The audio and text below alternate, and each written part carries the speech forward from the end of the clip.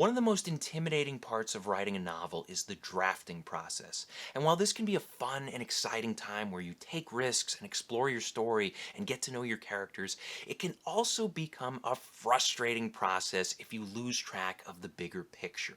And this is where writer's block becomes a thing, where all of a sudden you don't know where to take your story next because you've lost track of where your story came from in the first place. Today I've got some practical tips. I've got a 4-step method that'll help you prevent writer's block by understanding where your story is at all times. By the way, my name's Brandon McNulty. I'm the author of Bad Parts, also the author of Entry Wounds, and welcome to my writing channel. Today I've got a quick video for you guys. I've got some simple tips on how to keep track of your novel as you're going through the drafting process. Now, right up front, I want to say that if you are the type of writer who outlines your story chapter by chapter and you adhere to that outline, you don't stray from it at all, this video is probably not going to help you. But for any other type of writer, whether you're a pantser or whether you're somebody who maybe you write an outline but you stray from it, or you take risks along the way and you explore different potential possibilities as you're going through the story, if you're any other type of writer, you will get something out of this video, and I recommend that you try this 4-step method that I'm about to teach you. And this 4-step method is very simple, but it will help keep you in control of your story, and it will also open up creative potential as you're delving deeper into your novel. Now, the 4 steps are pretty simple. I'm going to go through them real quick. And the first step is you need to write at least 5 to 10 chapters of your novel. You need to let the novel take shape, get the story rolling. Step number 2 is that you're going to create a chapter list spreadsheet. And I'm going to show you what one of these looks like in a moment, but for now, let's just get through the rest of these steps. And once you have a list of your chapters, what you're going to do either daily or a few times a week or at least once a week, what you're going to do for step 3 is you're going to record what happens in each chapter. Just a brief description, what happens, so you can refer back to it whenever you need to.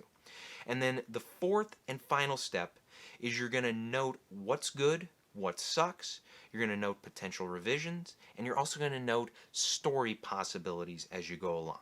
So here's what one of these chapter list spreadsheets looks like. This is what I use when I go through my stories. I'm drafting along and I want to keep track of things.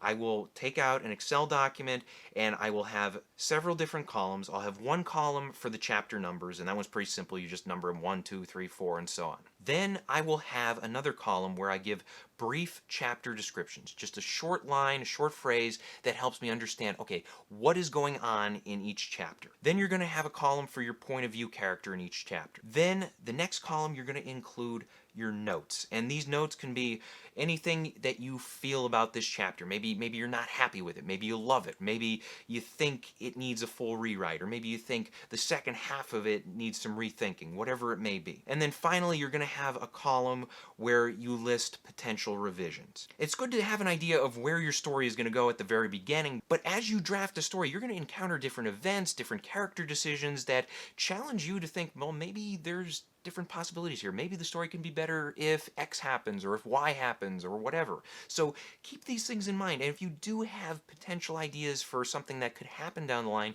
jot it down in this column. That way, if you do get stuck later on in the process, you can say to yourself, didn't I write something back around chapter 13 where I had a cool idea? Oh, I did. Okay, well, maybe this can work now. Maybe this can get me out of my writer's block. And then one other thing I want to mention with this, and this is also very important, is that you want to do this spreadsheet method before you sit down to write for the day. So if you plan on drafting 2-3 chapters today and you want to try out this spreadsheet method, do it before you start drafting. And this is for multiple reasons.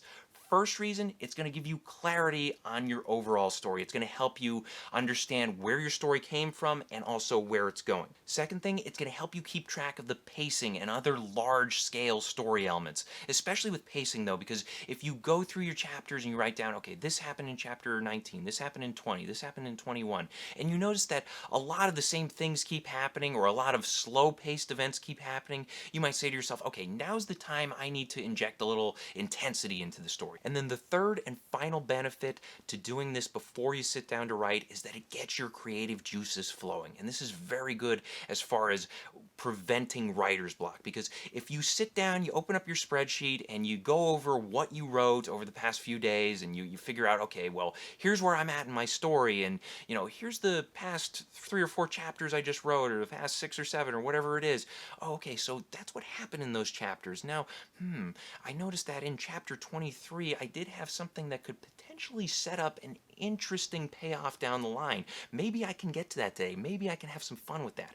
That's where your creative juices get going. That's where you get excited about the writing process. And when you're excited about the writing process, you can plow through any thread of writer's block along the way. So I hope this helps. Question of the day: how far are you in your current work in progress, and have you got stuck yet? Have you suffered from writer's block, that suffocating feeling of not knowing where to go next? Let us know in the comment section below. Thank you guys for watching. If you want to support the channel, please pick up a copy of either one of my novels. Also, be sure to check out my other videos. Hit the like and subscribe buttons for me. Share this video with your friends. And as always, remember to keep on writing.